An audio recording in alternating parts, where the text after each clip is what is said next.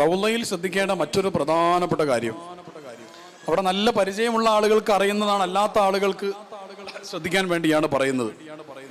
നേരത്തെ റൗള എന്ന് പ്രത്യേകമായി പരിചയപ്പെടുത്തപ്പെട്ടിരുന്ന സ്ഥലത്ത് നേരത്തെ ഒരു ഇളം പച്ച നിറത്തിലുള്ള ഒരു പ്രത്യേകമായ കാർപ്പറ്റ് കൊണ്ടത് വേർതിരിച്ചിരുന്നു. അപ്പൊ അവിടെ എത്തുമ്പോൾ തന്നെ ഇതാണ് റൗള എന്ന് അവിടെ മാത്രം വേറെ നിറത്തിലുള്ള കാർപ്പറ്റ് ആയതുകൊണ്ട് നമുക്ക് മനസ്സിലാകുമായിരുന്നു.